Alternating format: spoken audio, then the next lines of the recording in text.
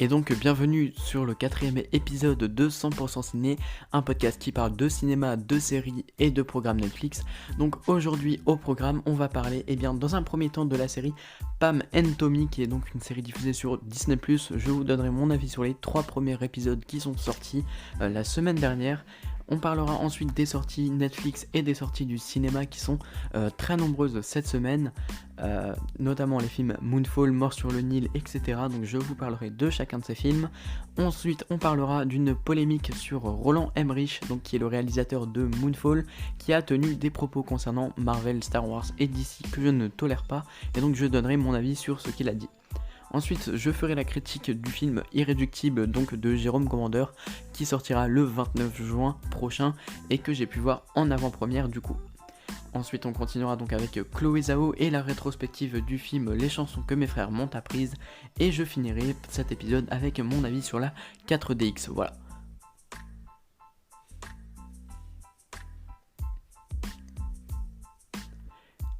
Et donc, sans plus tarder, on s'écoute mon avis sur Pam and Tommy. C'est parti.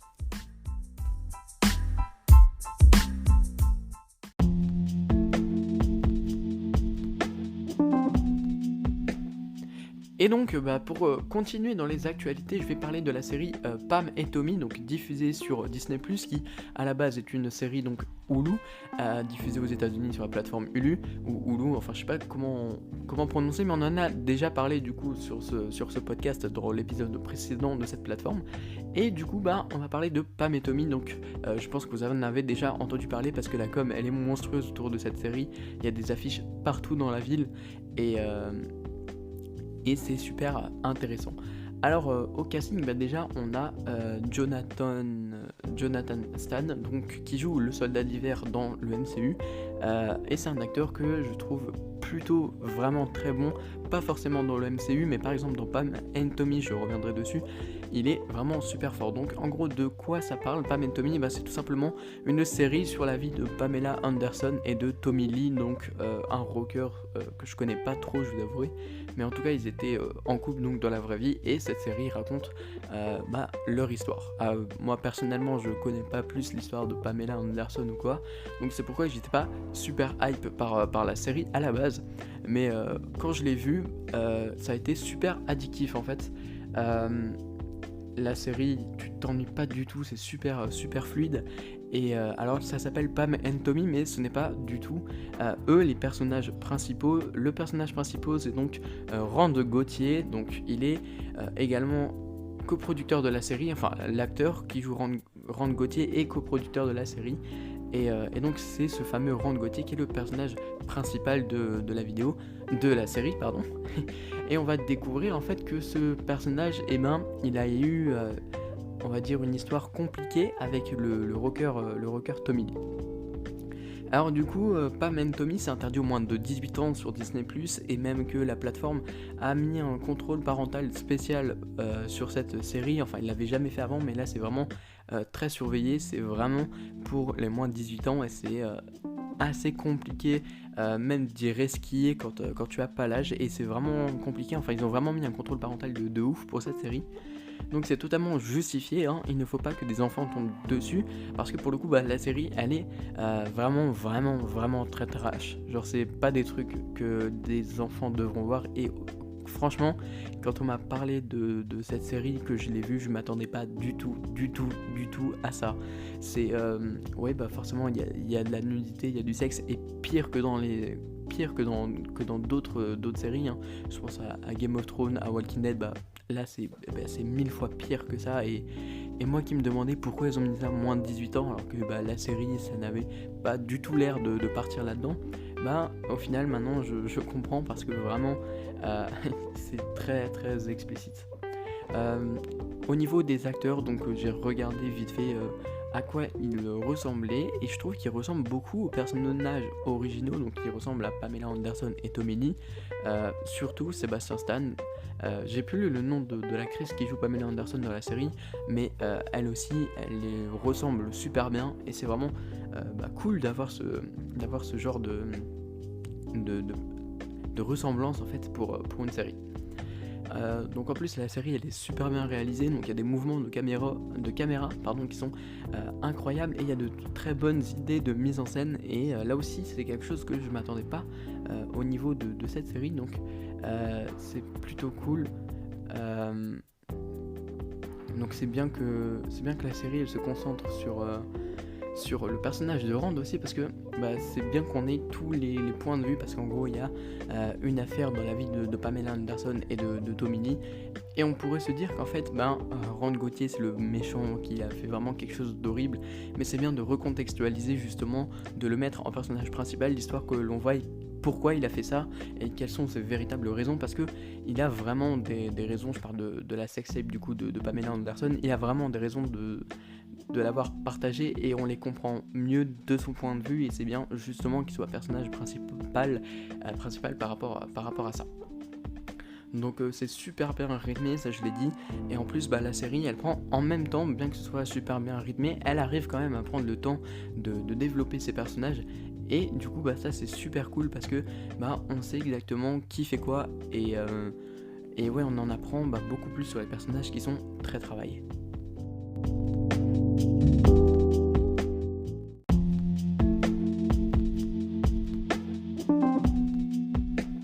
Et donc comme à chaque épisode, on va parler des séries et des films qui sortent sur Netflix cette semaine. Alors il n'y en a pas beaucoup de choses intéressantes qui sortent cette semaine, néanmoins il y a quelque chose qu'on peut souligner, comme tout d'abord le film Netflix original français Big Bug, donc qui est un film qui sort le 11 février. C'est une comédie française de SF avec Isabelle Nanty, donc je vais tout de suite vous lire le synopsis. En 2045, l'intelligence artificielle est partout. Mais quand les robots se soulèvent, Alice se retrouve enfermée chez elle, protégée par ses androïdes bien intentionnés. Donc en vrai ça peut être intéressant de lire ce programme, oui tout à fait, non, de regarder ce film, surtout que la bande-annonce promet une belle photographie et pourquoi pas des effets spéciaux assez intéressants, donc la bande-annonce moi elle me hype, donc en vrai j'ai hâte de voir ce film français. Ensuite, on a le film Dragon 3, donc qui est un film d'animation, donc qui va sortir ce samedi. Donc c'est la suite des films Dragon, donc qui sont des films d'animation super célèbres de chez DreamWorks, il me semble. Donc rien à redire sur ce film, vous l'avez sûrement déjà vu au cinéma à l'époque. En tout cas voilà, c'est juste un rappel comme quoi il va sortir sur Netflix donc cette semaine. On aura également la saison 2 du coup de la série Toy Boy, donc qui s'était déjà elle avait déjà une première saison. Donc le synopsis de Toy Boy saison 2, c'est libéré dans l'attente d'un second procès après 7 ans de prison à Malaga, un stripteaseur veut prouver que sa maîtresse l'a fait accuser à tort du meurtre de son mari. Donc la première saison était super cool, elle avait donc 13 épisodes, et on aura la saison 2 comme je l'ai dit dans 2 jours, donc vendredi, c'est super cool.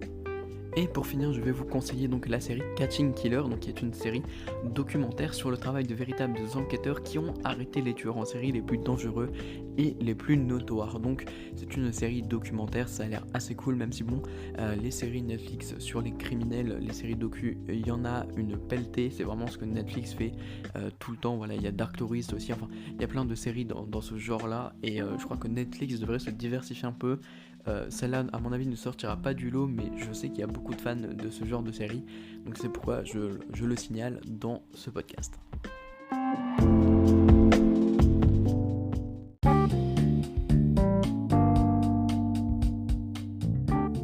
Et donc c'est au cinéma qu'on va avoir droit au plus de films intéressants, et on commence tout de suite donc avec 4 films en tout, et on va commencer avec Marry Me.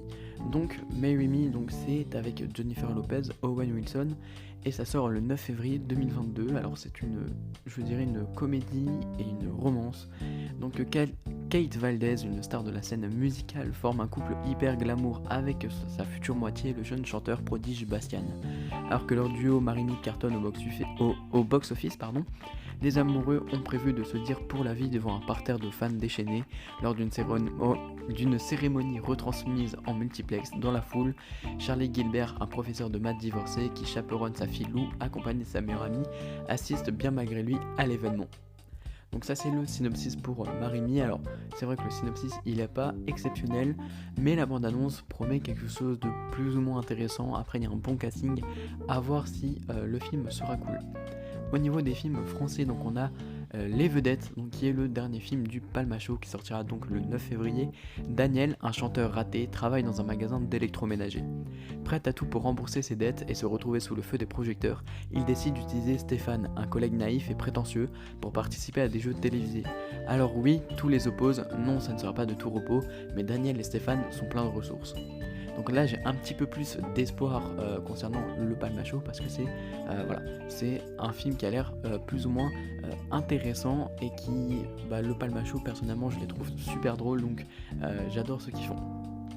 Sinon en termes de très gros films, eh bien on a Mort sur le Nil, donc avec là encore un casting de malade. Donc Mort sur le Nil qui est une adaptation donc de Hercule Poirot d'Agatha Christie, du roman d'Agatha Christie, avec Gal Gadot, Emma Mackey et plein d'autres acteurs super connus. Au cours d'une luxueuse croisière sur le Nil, ce qui devrait être une lune de miel idyllique se conclut par la mort brutale de la jeune mariée. Ce crime somme enfin la fin des vacances pour le détective Hercule Poirot. À bord, en tant que passager, il se voit confier l'enquête par le capitaine du bateau. Et dans cette sombre affaire d'amour obsessionnel aux conséquences meurtrières, ce ne sont pas les suspects qui manquent. S'ensuivent une série de rebondissements et de retournements de situations qui font de paysages grandioses, vont peu à peu déstabiliser les certitudes de chacun jusqu'à l'incroyable dénouement. Donc au niveau de son scénario, ça a l'air d'être incroyable. C'est un film qu'on va suivre pour son enquête, un petit peu comme Boîte Noire l'avait fait, même si c'est pas exactement pareil. C'est distribué par Walt Disney, mais ce n'est pas, vous l'aurez compris, un film Disney, et il me semble qu'il y a un avertissement de moins de 12 ans sur le film. Et pour terminer, là encore avec un pseudo-blockbuster, c'est Moonfall de Roland Emmerich. On parlera de lui juste après, ne vous inquiétez pas. Une mystérieuse force a propulsé la Lune hors de son orbite et la précipite vers la Terre. L'impact aura lieu dans quelques semaines, impliquant l'anéantissement de toute vie sur notre planète. Joe Fowler, anciennement astronaute qui travaille pour la NASA, est convaincu de détenir la solution pour tous nous sauver. Mais seules 2 personnes la croient, un astronaute qu'elle a connu autrefois, Brian Harper, et un théoricien du complot, Casey Ousman. Ces 3 improbables héros vont tenter une mission impossible dans l'espace et découvrir que notre Lune n'est pas ce que nous croyons. Donc ils essayent de mettre un petit peu de suspense derrière. Au niveau de la bande-annonce, moi personnellement, ça m'a pas entièrement convaincu, je vous avouerai. En tout cas, le film il peut intéresser certains, sachant que c'est un blockbuster, mais je vais parler tout de suite de Roland Emmerich parce que ça fait partie du sujet du podcast.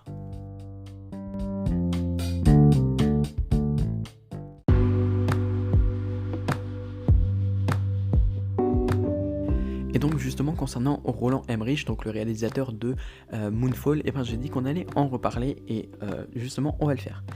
Pourquoi on va reparler de lui ? Tout simplement parce qu'il a récemment déclaré que les films Marvel, DC et Star Wars ont, je cite, détruit l'industrie du cinéma car il y a peu d'originalité et peu de cinéma.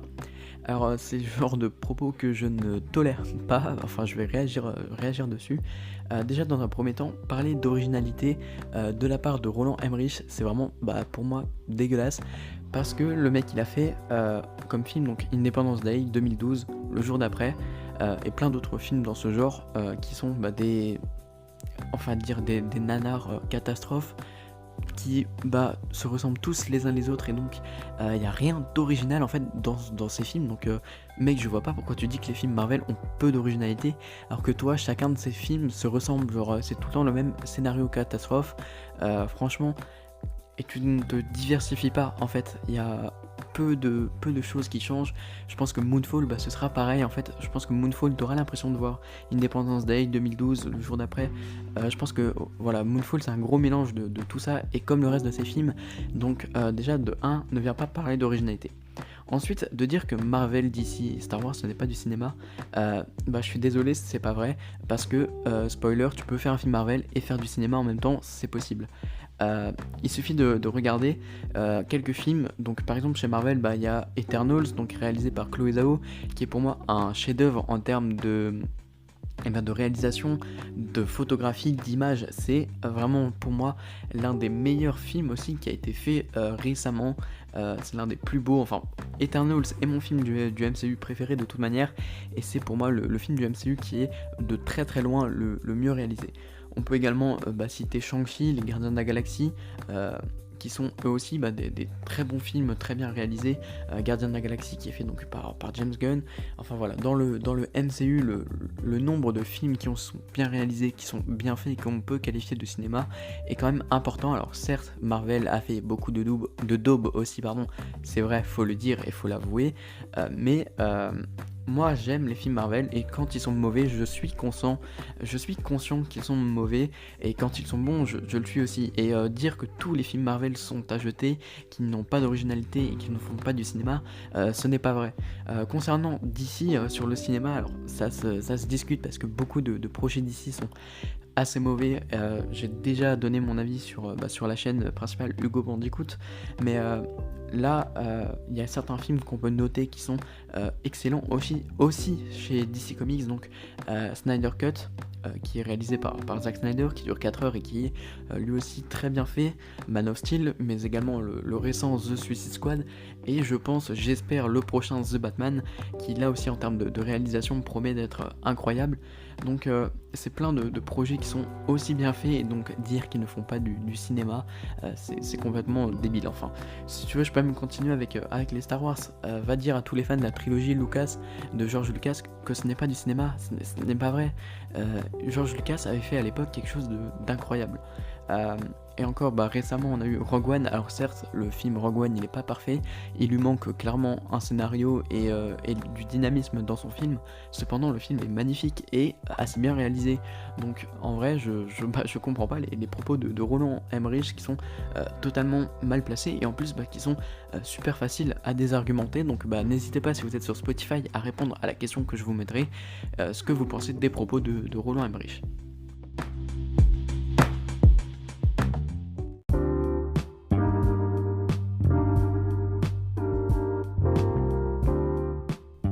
Maintenant, je vais vous parler d'un film que j'ai vu en avant-première. Donc c'est un film français, une comédie française qui a eu le Grand Prix du Festival de l'Alpe d'Huez. Je parle d'Irréductible de Jérôme Commandeur, avec Jérôme Commandeur.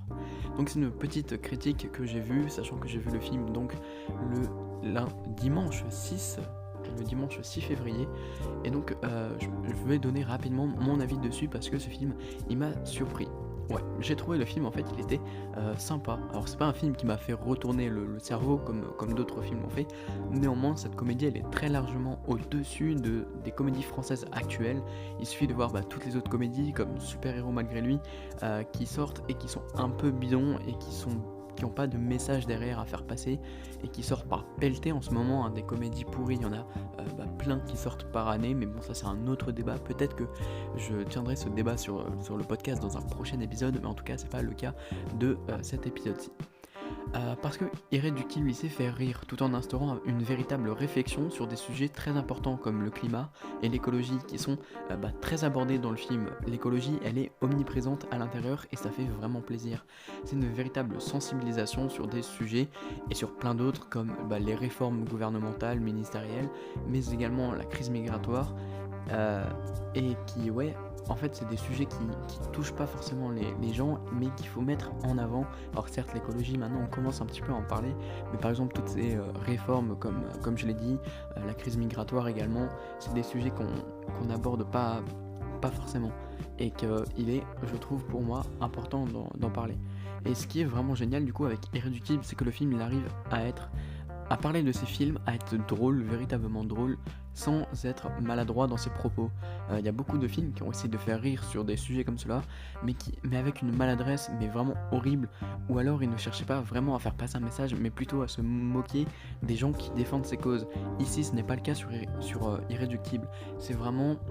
L'humour, certes, reste très présente, mais il y a quand même un message très sérieux derrière, un message qu'il faut faire passer absolument, et du coup c'est vraiment sympa de la part de Jérôme Commandeur de faire passer des messages comme ça à travers ses films et de rendre les comédies plus intelligentes. En plus, certaines blagues, elles peuvent être vraiment inattendues et subtiles. D'autres s'approchent plus du burlesque également. Donc ça, on va dire, ça va plaire à tout le monde parce que ceux qui aiment le burlesque, c'est-à-dire les vannes un peu beaufs où les gens vont se cogner, ils vont apprécier. Et puis ceux qui aiment les blagues intelligentes, subtiles, ils trouveront aussi leur bonheur dans le film. Du coup, chacun y trouvera son compte, comme je l'ai dit. Et le scénario du film, il est assez original. Alors c'est un film qui a été adapté donc d'un film italien, d'une comédie italienne, mais c'est totalement intentionnel, hein, c'est une adaptation, ce n'est pas un film original. Donc en gros c'est l'histoire d'un fonctionnaire qui a un métier garanti à vie, donc il travaille à l'Institut des Eaux, je crois bien, et suite à une réforme du ministère, certains fonctionnaires se font renvoyer. Cependant, donc Vincent Pelletier, qui est joué par Jérôme Commandeur dans le film, cherche absolument à garder son travail, et donc le ministère va tout faire pour le faire démissionner, notamment en le mutant dans les pires endroits du monde.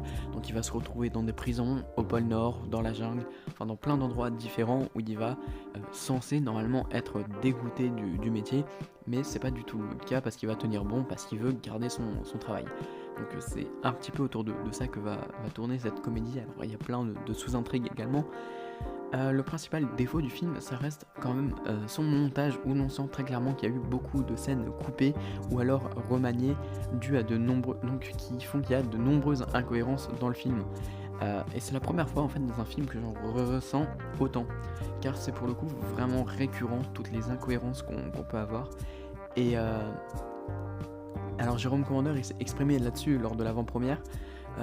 Donc en fait le Covid il a eu un gros impact sur le tournage du film, parce qu'il y avait des pays où ils devaient aller pour le tournage et où ils n'ont jamais pu aller, parce que ça a été tourné durant le deuxième confinement, et du coup c'était assez compliqué de tourner des films en cette période, de voyager également. Donc pareil pour le montage, la crise sanitaire a beaucoup joué, donc ils se sont débrouillés avec les scènes qu'ils avaient, mais après c'est pas un défaut parce que le film est censé sortir donc le 29 juin.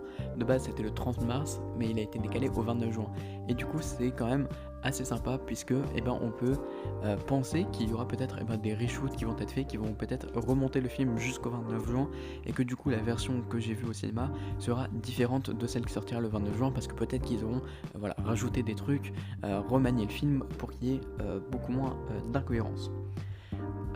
Et malgré ce montage, on sent qu'il y a quand même un effort qui a été fait au niveau de la photographie et de la mise en scène.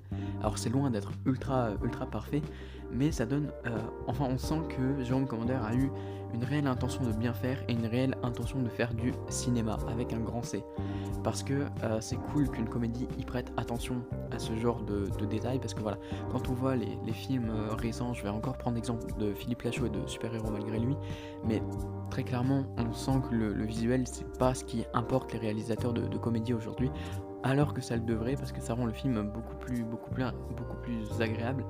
Et on sent que Jérôme Commandeur il a cherché à instaurer une photographie et une mise en scène, on va dire, convenable dans son film, donc c'est tout à fait louable de sa part. Donc voilà, je vous invite le 29 juin du coup à aller le voir au cinéma. Alors on en reparlera très certainement sur ce podcast en juin très certainement. Et si vous avez la possibilité de le voir en avant-première parce que Jérôme Commandeur passe dans votre ville, dans votre cinéma, allez le voir, parce que les échanges avec lui sont vraiment hyper intéressants. Il répond à toutes les questions de manière cohérente, il raconte des anecdotes, en plus un mec il est super drôle, donc n'hésitez pas à aller le voir si vous avez l'opportunité de le voir en avant-première.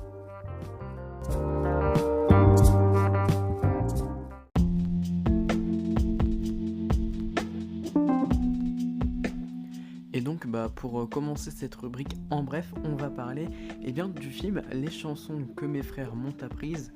Donc je connaissais déjà la plupart des films de Chloé Zhao du coup, qui est la réalisatrice de ce film, et j'attendais l'occasion de voir celui-ci, donc j'étais très content de le voir, surtout que je l'ai vu au cinéma en sortie scolaire, donc ça me permet d'en parler, voilà. Donc j'ai bien aimé le film pour plusieurs raisons. La première c'est que c'est le film, et les autres de Chloé Zhao d'ailleurs, mettent souvent en avant des histoires de vie comme des témoignages de la part d'autres cultures qui sont totalement différentes de la nôtre. Ici on parle de l'Amérique profonde puisqu'on traite de sujets comme les Indiens d'Amérique et les ranchs.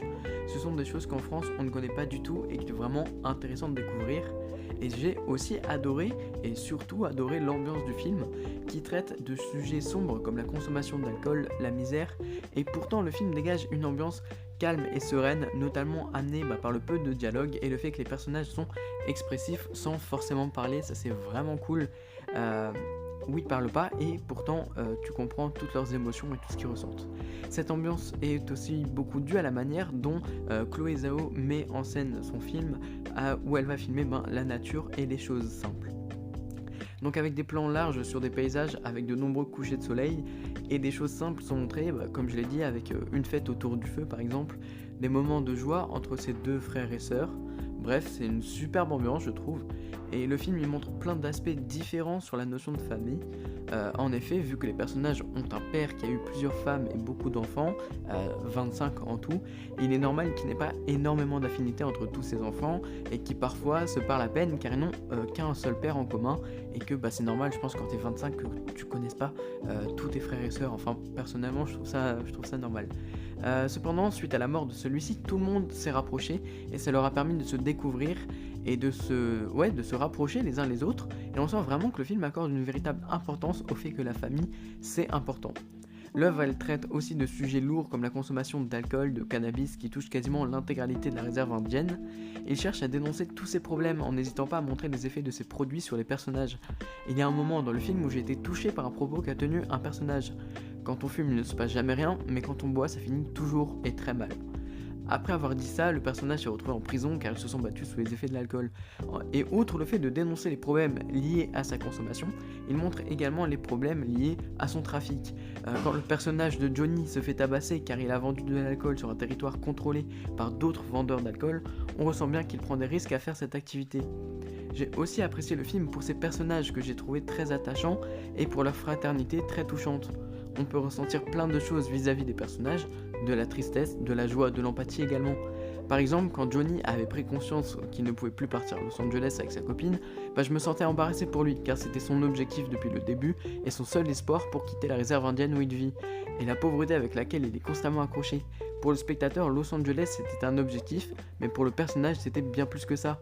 Pour lui c'était l'espoir d'une nouvelle vie, l'espoir de faire fortune également, et au final c'était plaisant de voir que chacun finalement trouvait son compte dans la réserve. Comme dit dans les derniers mots du film, elle ne voit pas les choses comme nous, elle y est attachée à la réserve.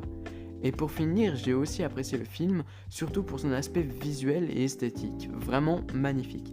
Les plans très proches des acteurs permettent de ressentir la véritable émotion des personnages, et comme dit précédemment, on sent que la réalisatrice aime la nature, car je trouve qu'elle a une manière bien à elle de la mettre en valeur dans chacun de ses films. J'avais déjà ressenti ça lors de son dernier long métrage pour Marvel, donc Les Éternels. Elle va s'aider de la lumière naturelle et de vrais décors pour fabriquer ses films. Elle ne cherche pas à avoir un visuel parfait et une image lissée. Non, elle prend en image la nature comme elle est vraiment, sans artifice. Et je trouve que ça donne une vraie puissance au film. Chaque plan, même le plus anodin, était magnifique. Pour conclure, j'ai trouvé que ce film serait mon préféré parmi les 3 que j'ai pu visionner ce jour-là et qu'on verra dans d'autres rétrospectives. Voilà. En tout cas, j'ai adoré ce film de Chloé Zhao. Alors je le conseille pas forcément parce que vous y trouverez peut-être de grosses longueurs à l'intérieur, mais moi j'ai vraiment apprécié, surtout pour sa réalisation comme je l'ai dit.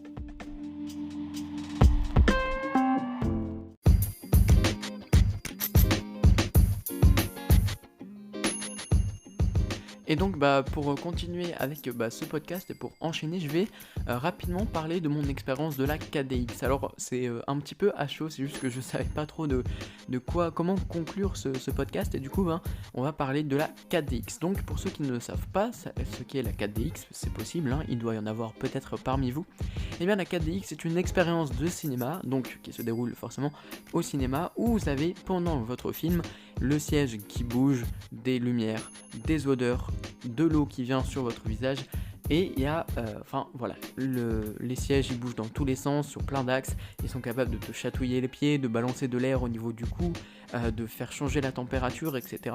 Donc c'est l'expérience soi-disant la plus immersive de cinéma que l'on ait actuellement.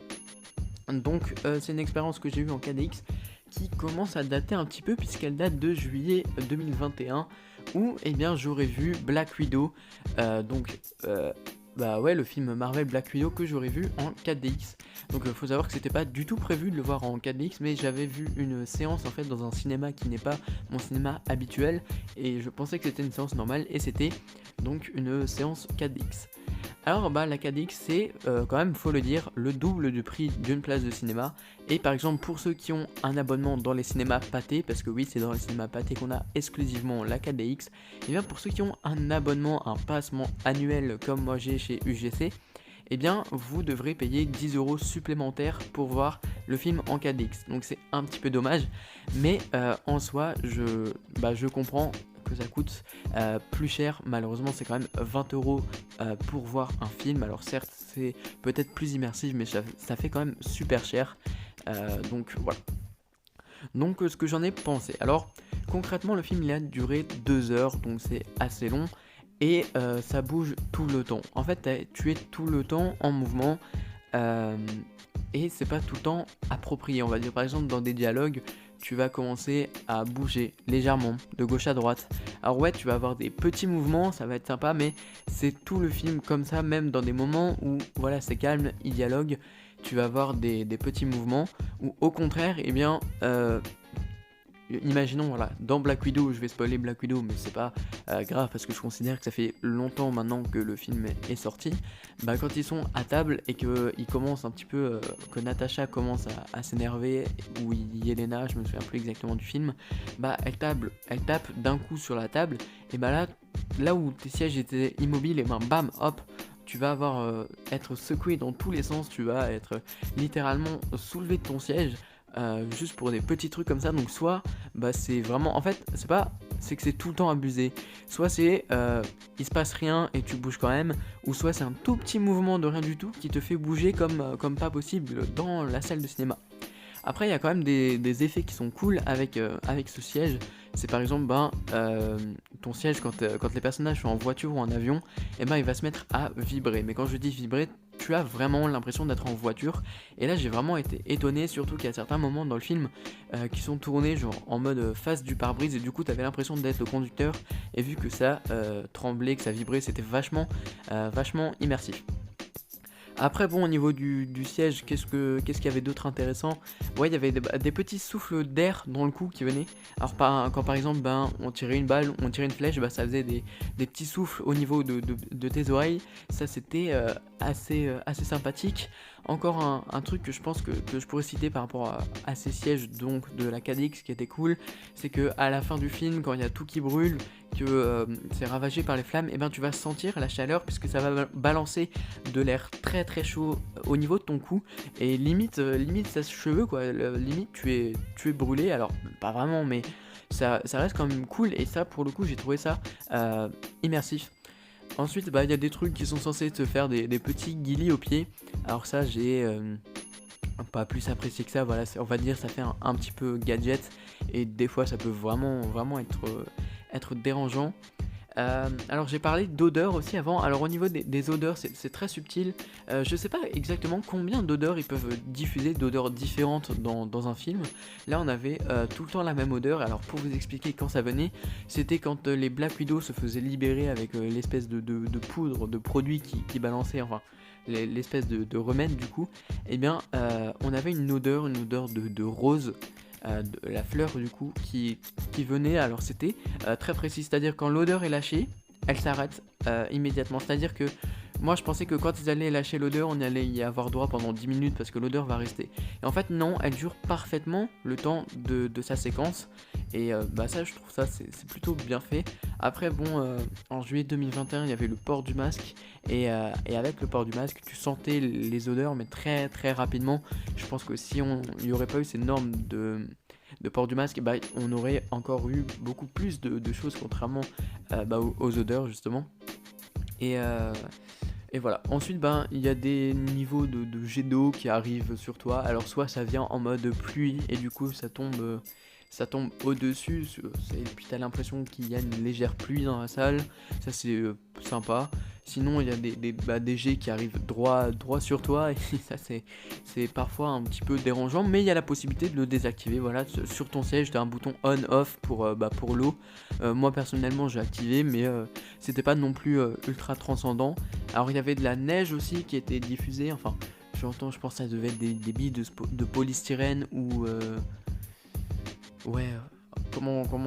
la mousse, ou quelque chose qui ressemblait à de la neige qui tombait dans la salle. Forcément, dans le film Black Widow, il y a des grands moments, on va dire, dans la neige, dans le froid. Et en vrai, tu le remarquais pas, parce que la séance était en 3D et du coup avec les lunettes 3D, ce qui tombait, tu ne le voyais pas tomber. Alors déjà, maintenant je suis un peu dégoûté que pour voir de la 3D, t'es obligé de voir un film en 4DX, mais ça c'est un autre débat. De toute façon, je n'aime pas plus que ça la 3D. Mais du coup, il y a certains trucs qui tombaient, il y avait des bulles, il y avait de la neige qui tombait, mais tu ne les voyais quasiment pas avec les lunettes 3D. C'est juste en les enlevant un moment que j'ai vu, ah tiens, il y a de la neige, mais je l'avais pas vu avant. Sinon, il y a du brouillard qui arrive, alors ça c'est assez sympa. Mais c'est pareil, c'est un petit peu abusif, c'est pas tout le temps utilisé à bon escient.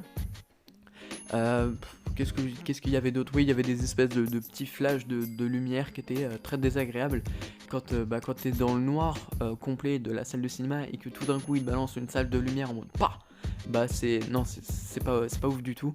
Après, ouais, il y avait plein d'autres effets, je m'en souviens peut-être pas de tout. Oui, si, il y avait des effets de tempête aussi. Alors ça c'est assez marrant. T'as des gros ventilos du coup sur les côtés et qui vont souffler à max et du coup des fois t'as l'impression d'être dans la tempête, dans le vent, avec les sièges qui bougent, etc. Ça rend le truc assez sympa. Maintenant, la 4DX, je trouve, c'est quand même assez surcoté. C'est-à-dire, dans les parcs d'attractions, genre Europa Park et Voletarium, c'est cool. Quand ça dure une quinzaine de minutes, il y a des effets qui sont faits exprès pour la 4DX, et du coup, t'as pas l'impression d'être secoué dans tous les sens. Mais Black Widow, c'est pas un film qui est fait exprès pour la 4DX, et du coup, ça peut, je pense, gâcher ton expérience, si je peux dire ça comme ça. Et oui, puis c'est pas sur 2 heures, voilà, sur 2 heures ça devient un petit peu chiant, on a un peu marre d'être secoué, ça fait un petit peu mal au dos, j'ai trouvé, pas excessivement, hein, mais ça peut faire mal au dos. Et après, pour l'expérience que c'est, à vivre une fois, c'est cool, mais est-ce que ce serait vraiment l'expérience révolutionnaire du cinéma? Est-ce qu'ils ont révolutionné le cinéma? Est-ce que tu iras voir toutes tes séances en 4DX après ça? Honnêtement, non. Déjà parce que ça coûte le double d'une prix de place de cinéma, et du coup, ça, tu peux pas te le permettre forcément. Surtout que pour ceux qui ont un abonnement annuel, ils sont quand même obligés de payer. Et c'est pas transcendant au point d'aller voir tous tes films en 4DX. Aller en voir une fois, c'est sympa. Aller voir des films qui peuvent être sympas en 4DX quand tu connais un petit peu ces effets et tout. Tu peux te dire, allez, ça peut être sympa, je vais le voir en 4DX, mais sinon, à part ça, pour moi, ça vaut pas le coup de voir tous les films en 4DX. Néanmoins, je pense que c'est quand même une expérience à faire une fois pour avoir son propre ressenti dessus. Voilà.